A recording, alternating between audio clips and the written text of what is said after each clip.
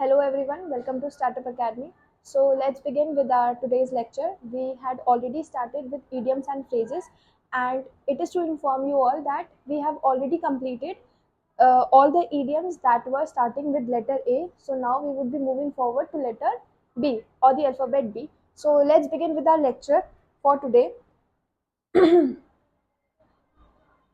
Okay, so let's begin with the first idiom for today that says be behind the time.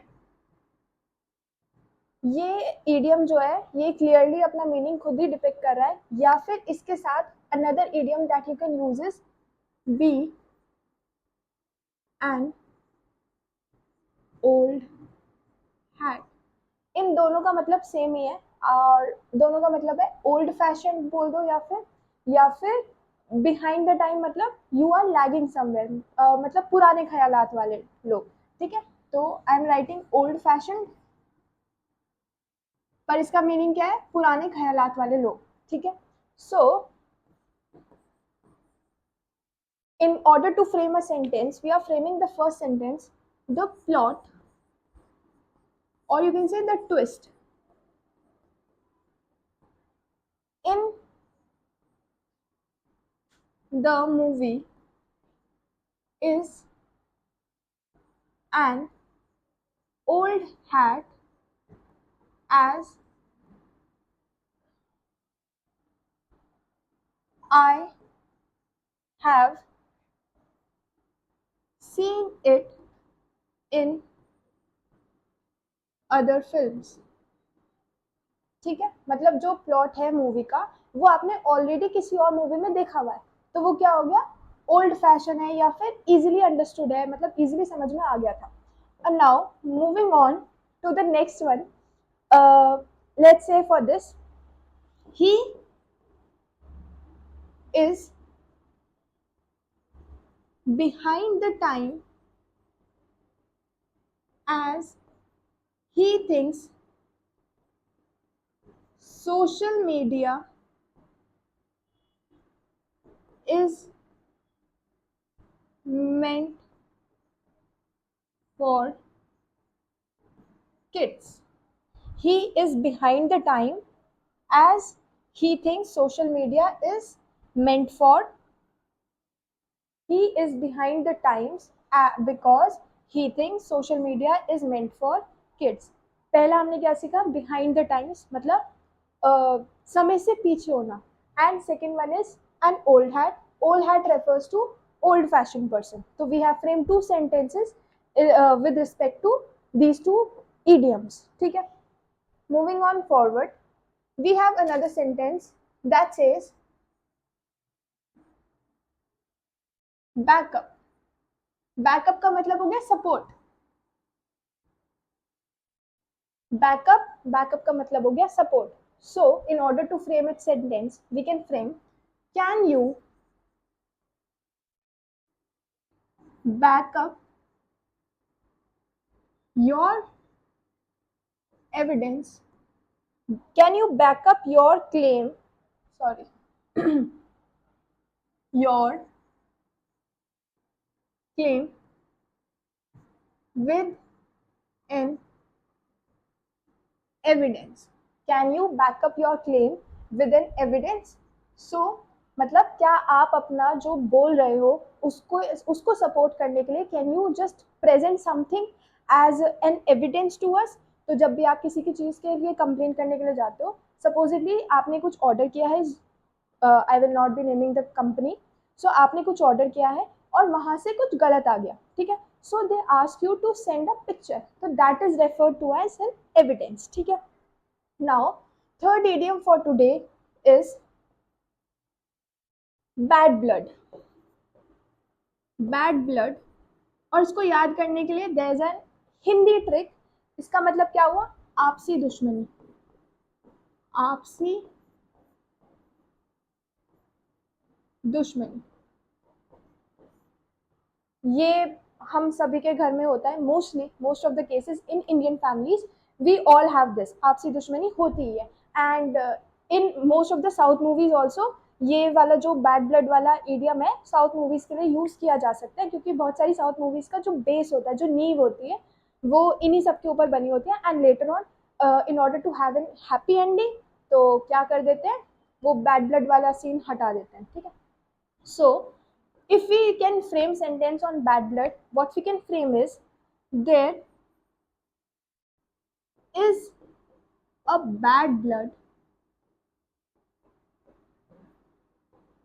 between two families.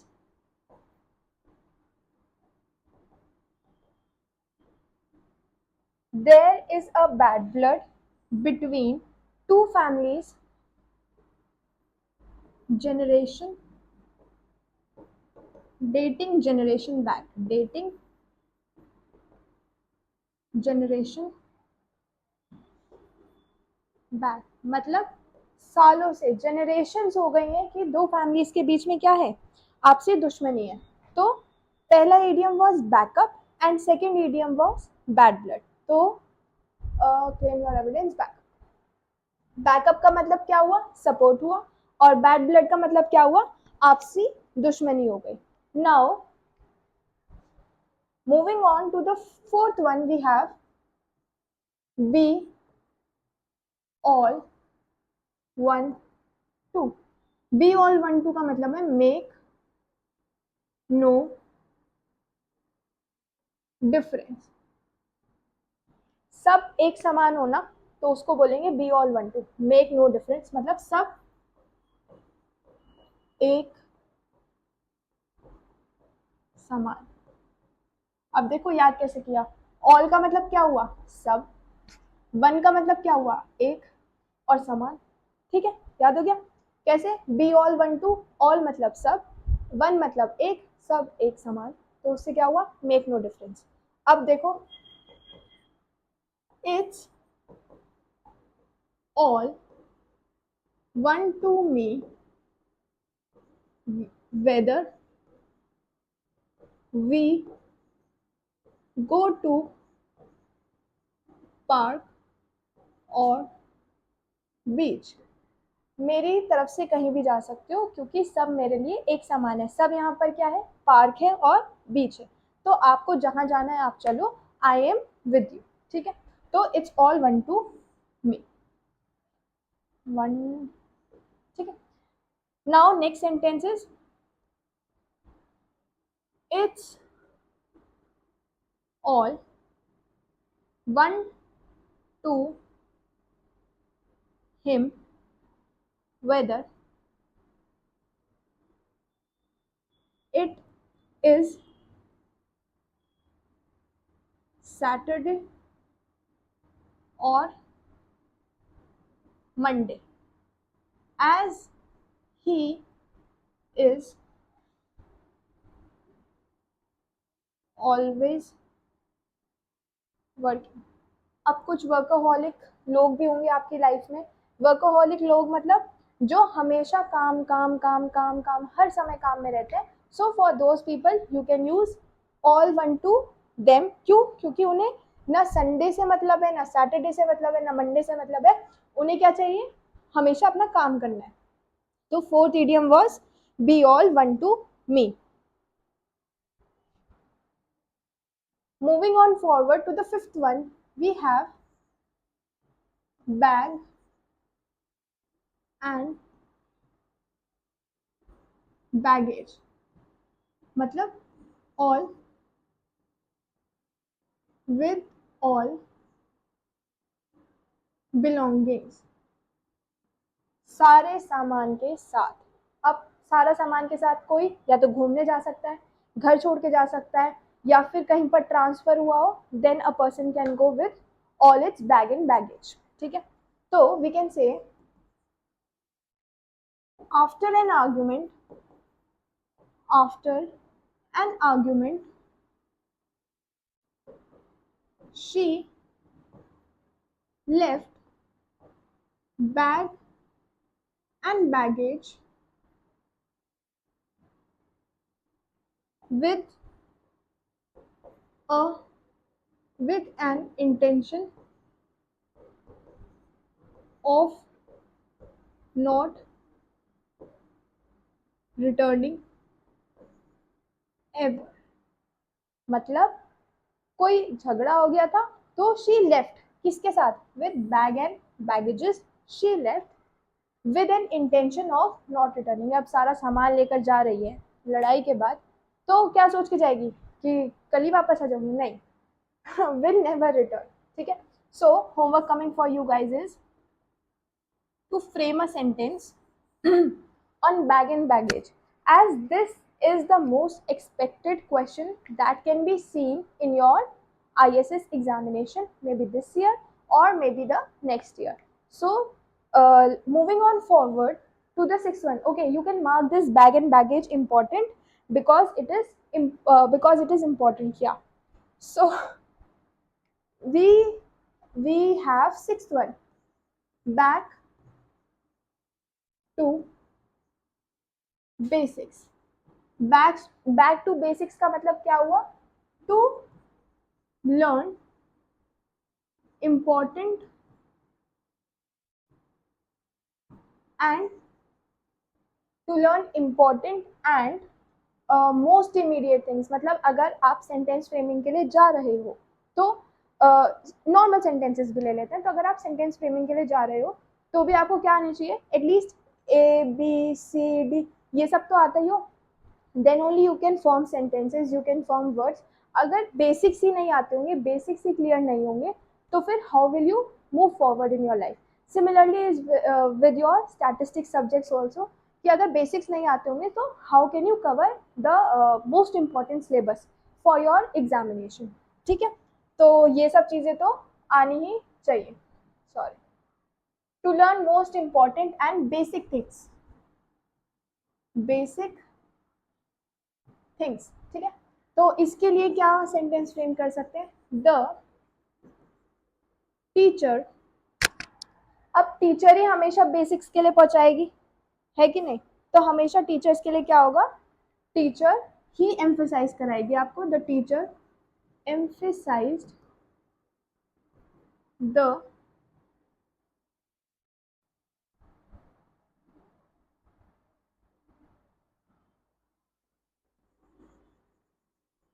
emphasized the need of going back to basics for maths education। मतलब teacher ने क्या realise किया, teacher ने realise किया they don't know how to calculate the sum, they don't know how to calculate the difference, so क्या क्या करना पड़ेगा उन्हें, they will have to go back to basics. अब इसी से एक मिलता जुलता सा सीन है, that is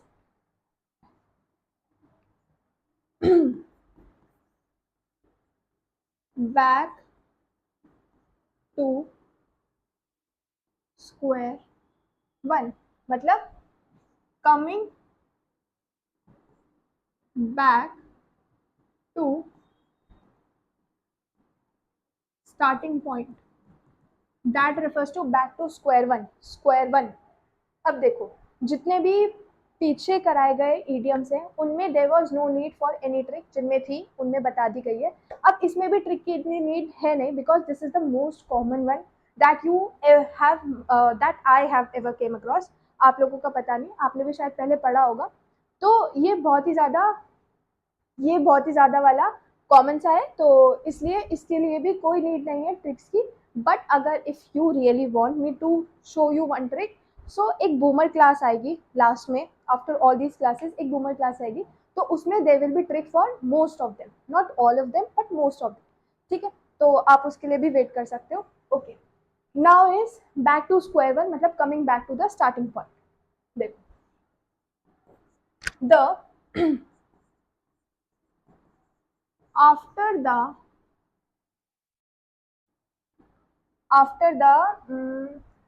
back to square one कब आएंगे, या तो जब हमारा प्लान कैंसिल हो जाए तब आ सकते हैं, या फिर जो हमने प्रपोजल दिया था वो रिजेक्ट हो जाए तब बैक टू स्क्वायर आएंगे। तो after the rejection of the proposal, After the rejection of the proposal, our team was back to square one. मतलब क्या हुआ, जो आपने प्रपोजल दिया था वो तो एक्सेप्ट नहीं हुआ, तो उसकी जगह पर क्या कर दिया, you were all back to square one. मतलब आप सबको दोबारा से चीजें शुरू करनी पड़ेंगी. या फिर negotiations broke down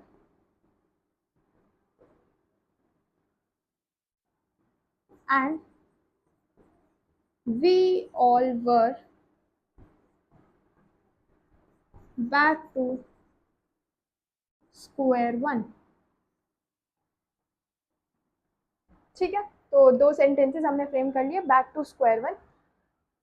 एक ना पिक्टोरियल डिपिक्शन होती है, trick in order to remember things. Pictorial depiction से क्या होता है, if you make the picture of certain things तो those pictures are will remain in your mind. अब आपकी बुक्स होती होंगी बचपन वाली, आपके घर में कोई छोटा बेबी भी हो तो वो बुक्स भी आप रेफर कर सकते हो. अगर एप्पल, ए फॉर एप्पल सिखाना होता है तो क्या होता है, Apple is a big form. ठीक है, तो आप पिक्टोरियल वाली जो चीज़ें हैं दैट यू कैन रेफर, कैसे रेफर करोगे, सपोजिटली आपको ये याद नहीं हो रहा तो what you can frame is, you can frame squares like this.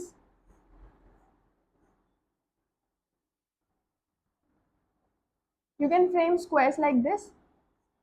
ठीक है, and like this you can frame. उससे क्या होगा, पिक्टोरियल डिपिक्शन से you will be having the pictorial thing in your mind और वो आपको याद करने में थोड़ी आसानी भी रहेगी.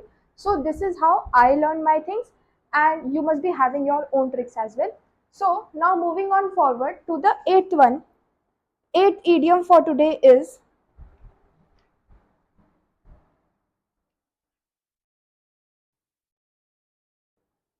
ball is in your court.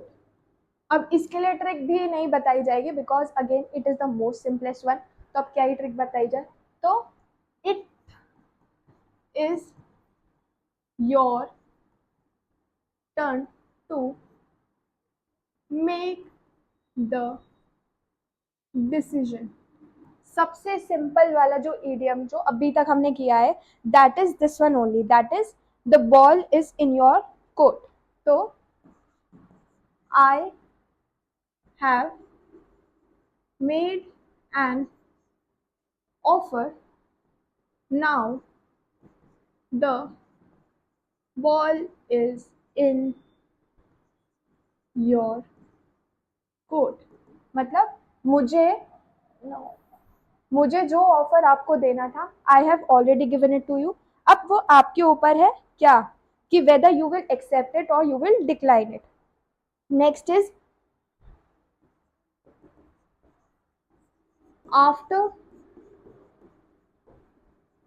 presenting the proposal,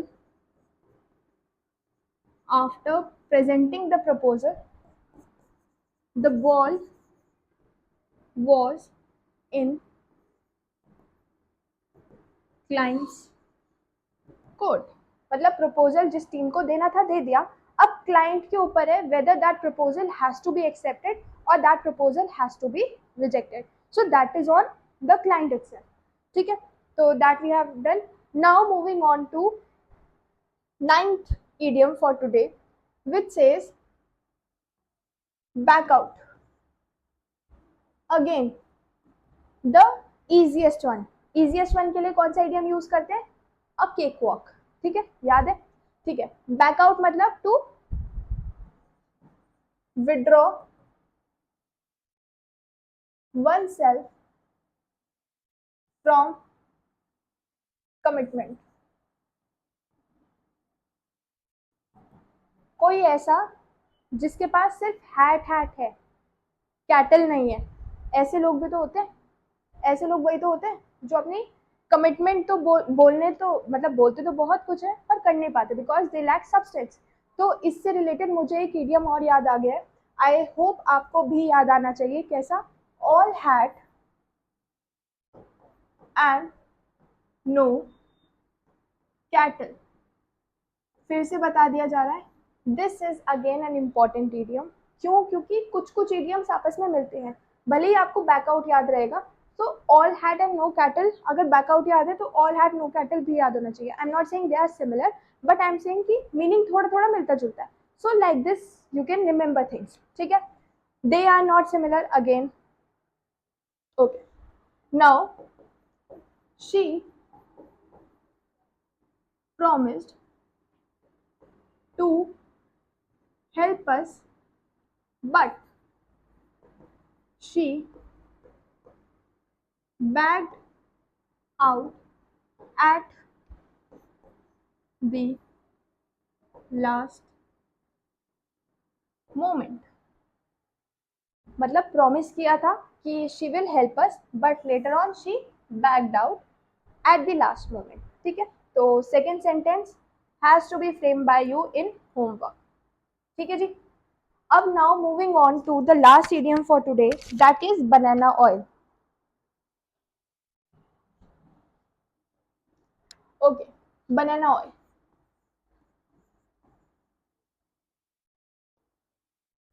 मतलब फ्लैटरी टॉक्स।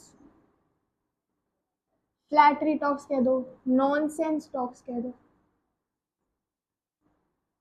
अब देखो,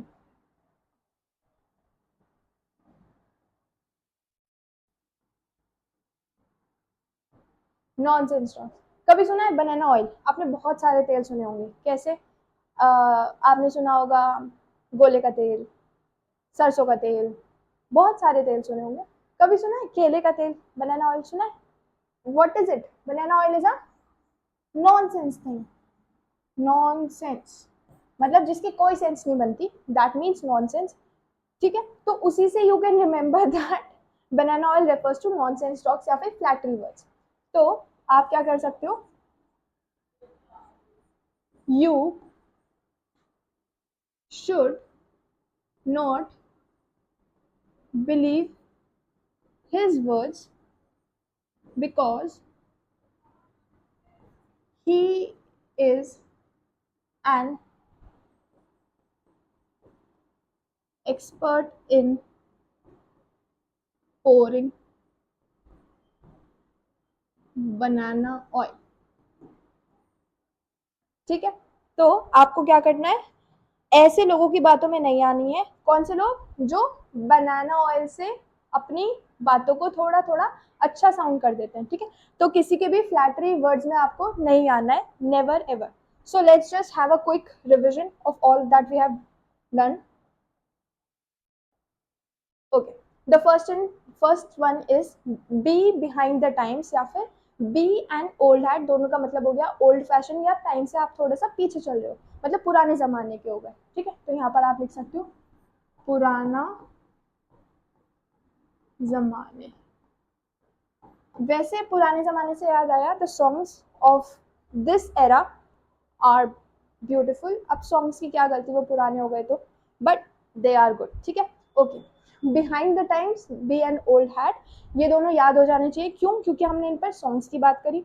सॉन्ग्स पुराने नहीं हो, सॉन्ग्स पुराने हो गए तो उसमें सॉन्ग्स की क्या गलती है, या फिर पुराने जमाने से आपको ये याद होना चाहिए। ठीक है, the next one is the plot और the twist in the movie is an old hat as I have seen it in other film। Next, he is behind the times as he thinks social media is meant just for kids। मतलब कुछ लोग होते हैं ना जिनको लगता है कि social media is only meant for kids, so like that you can say। Next one it is backup. Backup मतलब सपोर्ट होना चाहिए। तो आप कोई ऐसा एविडेंस प्रोवाइड करो जो कि आप क्लेम कर रहे हो, that can be effective claim. या फिर बैड ब्लड मतलब आपसी दुश्मनी। There is a bad blood between two families dating generations back. Dating generations back. अब बैड ब्लड को याद करने के लिए आपसी दुश्मनी तो हो गया, या फिर आप क्या एक और ट्रिक लगा सकते हो, south Indian movies.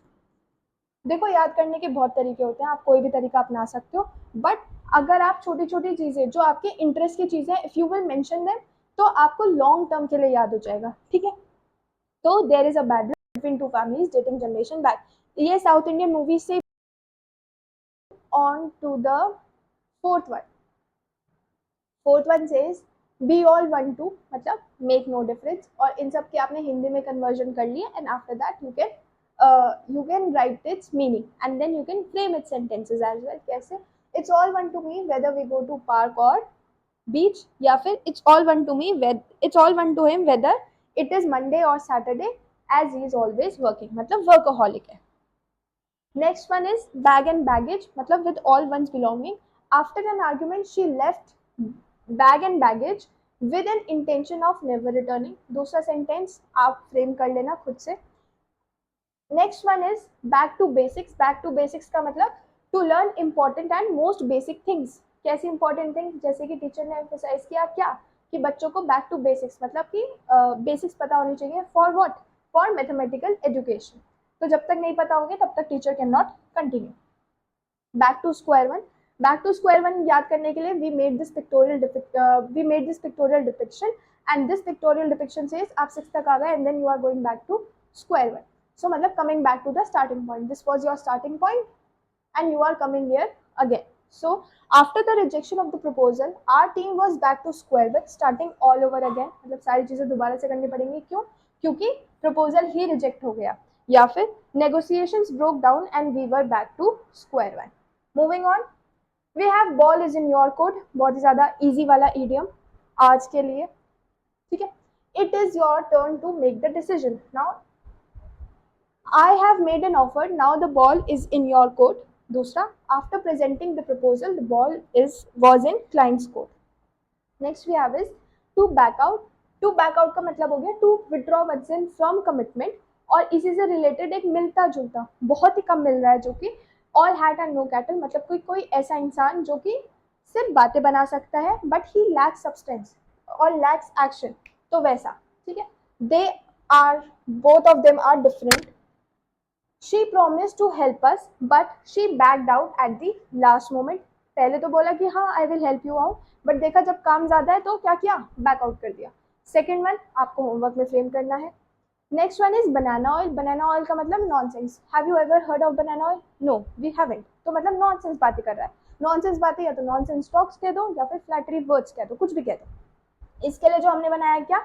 You should not believe his words because he is a he is an expert in pouring banana oil. So this was all for today. Thank you and keep watching and keep sharing our videos. All the best.